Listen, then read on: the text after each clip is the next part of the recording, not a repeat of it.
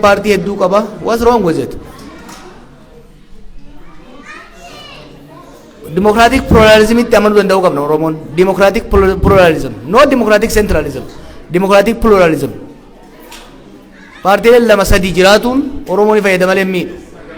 Hamma hojiidhaan wal dorgomanitti, hamma hojii qabatamaa waliin deemanitti qabaachuun gaariidha. Uummata miliyoona dila kanaaf paartiin lama sadii jiraachuun waan baay'ee fayyada. Actually ammas fayyadaa jira. It serves different purposes. Kanaaf democratic pluralism society nuti uumuu barbaannu one party state uumuu barbaannu. Yaadeg one party state ture.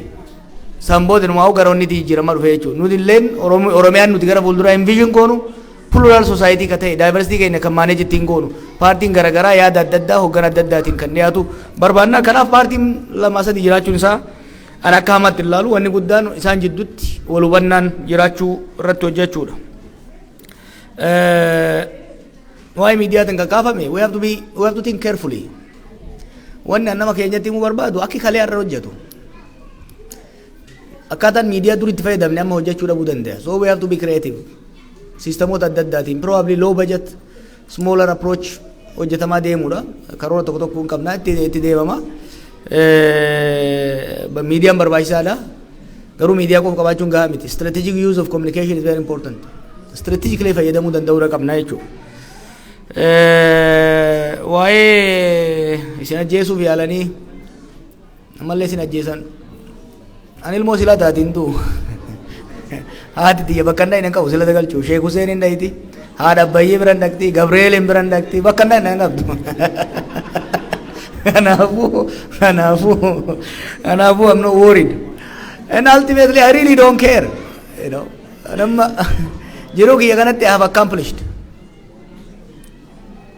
I wanted to accomplish. Waan waggaa 32 accomplish godhuu barbaade waggaa 42 accomplish godhuu barbaade ture. Maaliif my dad passed away at 42. I wanted to reach and pass where it reached at age 42. I did it by 32. Amma jiru tripping jira dabeettuan. I really don't care. Ana wode ondo yo ammate azaban dhaqa malee waan biraa rakkoon qabu. Kanaafu waan saba keenyaa ta'uu abbaan fedhe jee babaaseef sin ajjeesa sin naaliin godhante suni akkuma reefu bakkeen jee du'arra beelatu ammaata beeytu. Guyyaa shanan duraa sun baay'ee ulfaataa ture san booda garaan hin beelli hin jiru. Nuti gama keenyaani amma du'a asitti wanni nama sodaachisu baay'ee jira. Du'arra hajaan qabnu akka nu jaalattan akka nu naatan hin beeyna. Dhaloota dhufu garuu sodaa fi soba hin barsiifnu. Sodaa fi soba. Dongorri guddaan qabsoo keessatti godhamu namni boru ministeera ta'uu barbaadu nama boru pirezidantii ta'uu barbaadu. Risk minimization is the game for that person. Riskii fudhatan malee immoo riskiin hin jirtu jechuudha. Kanaafu we want to create a society for our children. Ijoolleetti aantuuf qabsaa irra. Namni jiruu kiyya keessa bilisummaan arga, dimokiraasiin arga, aangoon qabadha nan durooma jedhu qabsaa ta'uu hin danda'u sun. Namni qabsaa ta'uu danda'u ani qabsaa'ee awwaal xiyya irratti, lafee xiyya irratti, daaraa xiyya irratti dhaloonni dhufu. You see, Oromiyaan an keessa dhaladhe, I don't want to see it. Oromiyaan badhaatu maal soba. The society I was born to, the poverty I was born to, the misery I grew up in. Dhaloota itti aanu dhaalchisuun barbaadu. I want to try my best to live something that is better than I came to. Something better. Politika xiqqoo wayyaa qabu, economy xiqqoo wayyaa qabu, nagaa xiqqoo wayyaa qabu. Dhaloota saniif dabarsuu barbaadan. Ani jireenya kananii jiraachuun barbaadu. I have seen it. I've been everywhere.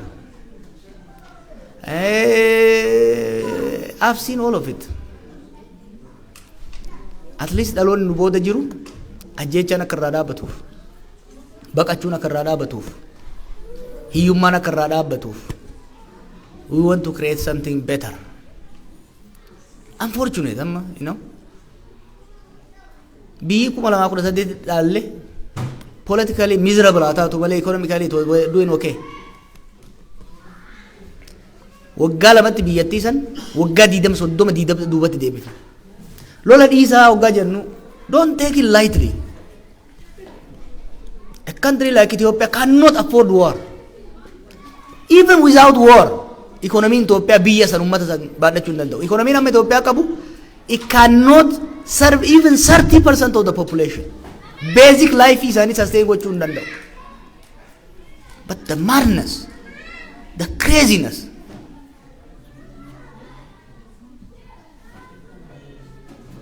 dhaloonni kiyya kuni, it's, I feel ashamed on behalf of the leadership in Finfinne, because we are going to leave a country worse than we inherited it.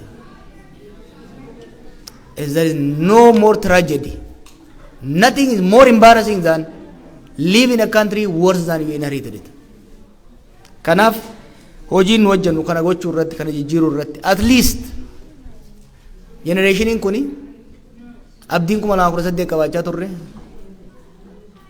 sirna dimokiraasiitti ceesifne walqixxummaa sabaaf sablammootaa finne economy stable ta'e tokko uumna jennee yaadaa turre. Indureessinaa dimokiraasii guddate geessinaa yaada jawu ani fantasii akkasiin qabuun ture. Garuu bakki amma irra jirru it is shameful. The hope for my generation and for myself, amma onni keenya expectation keenya fi goolii keenya illee gasiisuu qabna. At least if we end this war, the several wars bakka adda adda irra jiru kana, at least if we end this and create some basic social contract, new social contract between the different nations and nationalities, if we create some political agreement, at least politika tokko ititaa tokko dhaloota itti aanu yoo dhaalchifne dhaloonni itti aanu biyya diigamte ijaaruu danda'a, economy kufe kaasuu danda'a. Oromoo sirriitti yaada. Nuyi akka qabsoofnu bandirama qofa fannifnee caffaruuf miti. Diina buqqisuun is a means to an end. It's not an end by itself. Bilisummaa itself is a means to an end. The end is better life, better quality life. You know? Better quality life. In terms of health care, in terms of, water, sanitation. Kanatti ummata biyya ceesisuudha. Biyyoonni ce'an baay'ee jira. I've seen them in Latin America dhaqeera, East Europe dhaqeera.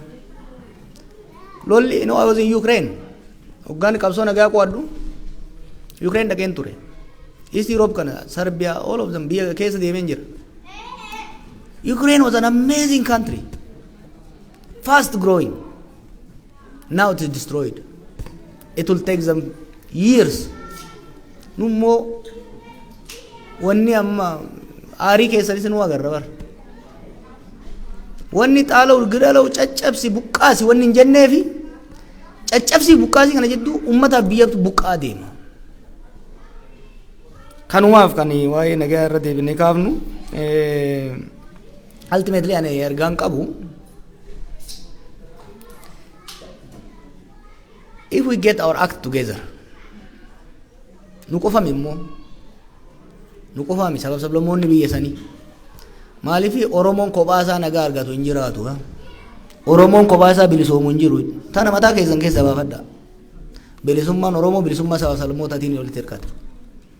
Bilisummaan fi nageenyi Oromoo kan uummata kaanitiin wal hidhata. Kanaaf we have to rethink. Bakka irra geenya irraa kaane amma bar rakkoo hamaa keessa jirra.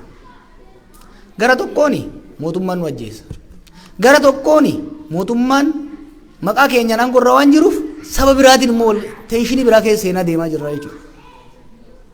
Kanaaf amma danda'ametti kontekstii biyyi sun keessa jiru, uummanni sun keessa jiru hubachuudhaan waan nuufillee ollaa keenyafillee nyaaphaafillee firaafillee ta'u lafa kaa'u. There is a great responsibility hooggansa Oromoo irratti. But we are not really delivering. Of hin sobnu. Waan Oromiin waan tokko dhugeessaa dhufne.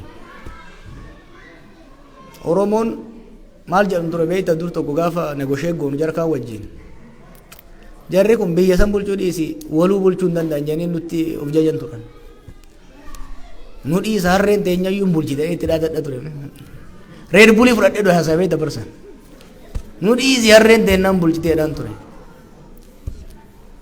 Unfortunately I can't say that today. I want to be able to say that, but the only way I will be able and you will be able to say it is if we focus on building institutions.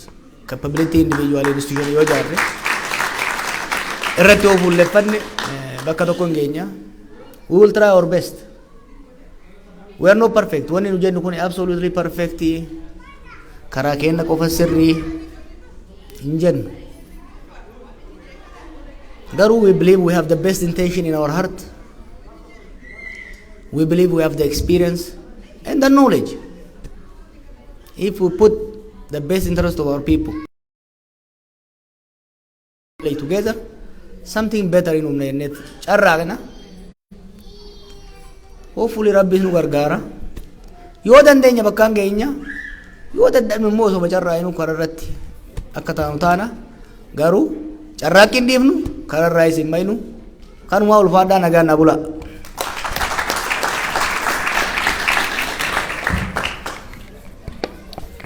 Walgahii kana gara xumuruurra geenyerra gaaffiin maal abdattanii biyyatti galtuu ka jedhu tokko bakka hundumaatti irra deddeebi'ee nu gaafatamaa ture. Sodaan kun akkamittiin akkasin dhaloota keessatti guyyaadha gara guyyaatti injekti gochaa akka jirtan akka isinitti dhagahamaa jiru natti hin fakkaatu. Sodaa barsiisaa jirtu nama hundumaa. Kan ofii sodaatan miti nama bira sodaa barsiisuudha akka maamaa isinitti fakkaate. Nuyi eega hin sodaanne eega ta'e qabsaa'uu du'uu hin sodaanne eega ta'e eewunni hin sodaanne eewunni nuu du'unuuf eewutu du'a.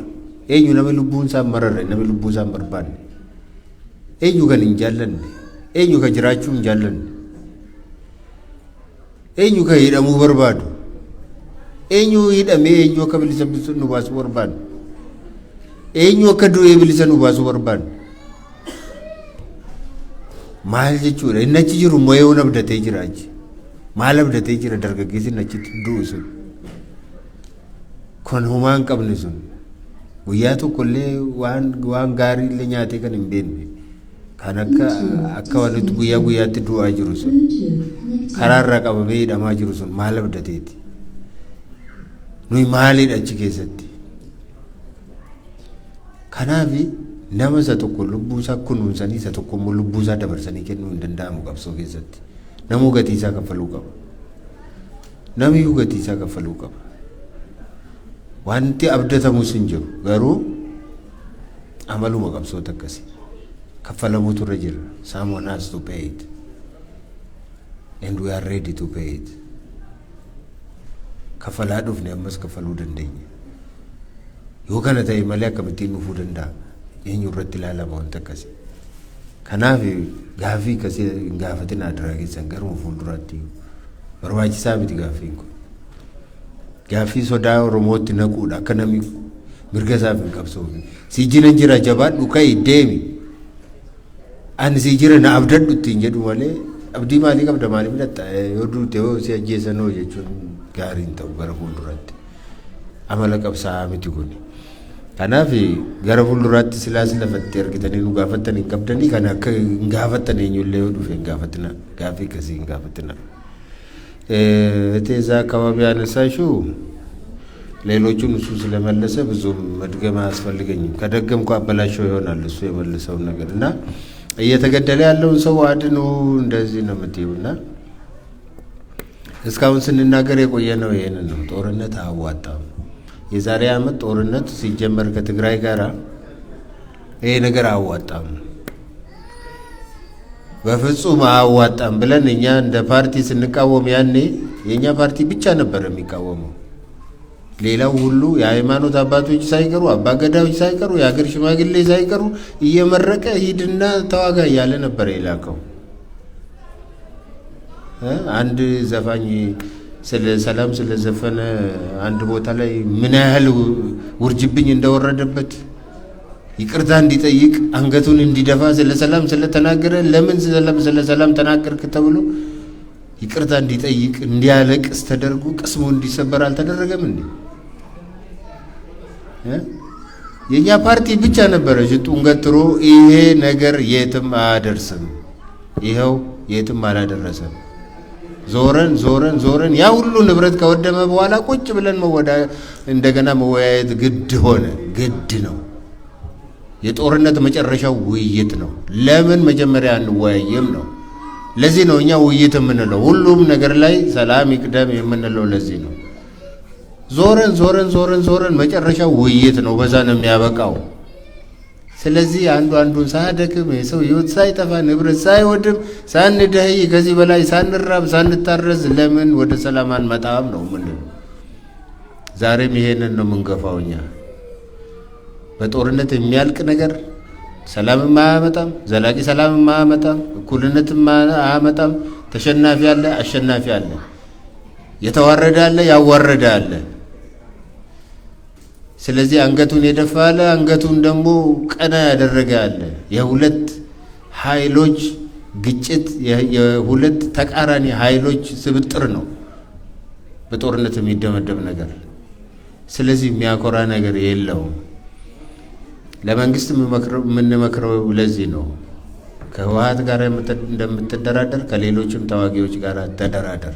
ይሄ ሰው መግደልም የትም አያደርስም፣ አያዋጣም፣ የትም አይደረስም። እናየዋለን፣ ታዩታላችሁ ባይናችሁ። የትም አይደረስም። እናጠፋለን የሚሉትንም አያጠፉም። አይቻልም። የማይቻል ነገር ነው የሚሞክሩት። የባሰ ድህነት የባሰ ችግር ብቻ ነው የሚያመጡልን እንጂ ምንም ነገር በጦርነት የሚመጣ ድል አይኖርም። እዛ ሀገር ውስጥ ሰው ሁሉ እርስ በራሱ የሚባላበት ጊዜ ረጅም አይሆንም። አሁን ቅርብ ጊዜ ነው የሚሆነው ጦርነት ካልቆመ። ለምን ወደዚህ አይናችን እያየ እንገባለን? መንግስትን የምንመክረው ተዋጊ ኃይሎችን በሙሉ የምንመክራቸው ቁጭ ብላችሁ ባካችሁ ችግራችሁን በሰላም ፍቱ፣ ለመፍታት ሞክሩ፣ ወደ ፖለቲካ ድርድር ግቡ። ተኩስ ስታቆሙ እኛም በፖለቲካ ድርድር ውስጥ ተሳታፊ እንሆናለን። ሀገሪቱን የወደፊት እጣ ፈንታ በመወሰኑ ላይ እኛም የራሳችንን አስተዋጽኦ እናበረክታለን ባዮች ነን። ስለዚህ እኛ አንድም ጊዜ ጦርነት እንደግፈን አናውቅም። ጦርነት የመጨረሻው ነው፣ በዛ ብቻ ይሄዳል የሚሉት ይሞክሩ። የእኛ መንገድ ብቻ ነው ብለንም አናውቅም እኛ። ነገር ግን ማንም ሰው እንዲገደል ፈቃዳችን አይደለም፣ የምንወደው ነገር አይደለም፣ የምንደግፈውም ነገር አይደለም። ስለዚህ ስለ ሰላም እንሰብካለን። የፈለገ ሰው ይቀበል፣ ያልፈለገ ሰው ይቀጥል።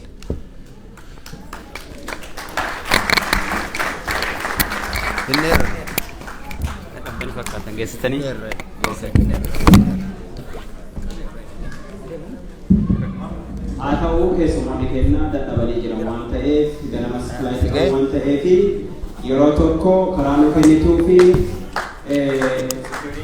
securitiin fuulduraaf duubaaf akka deemu barbaanna. Please karaa kennaa fi keessummoota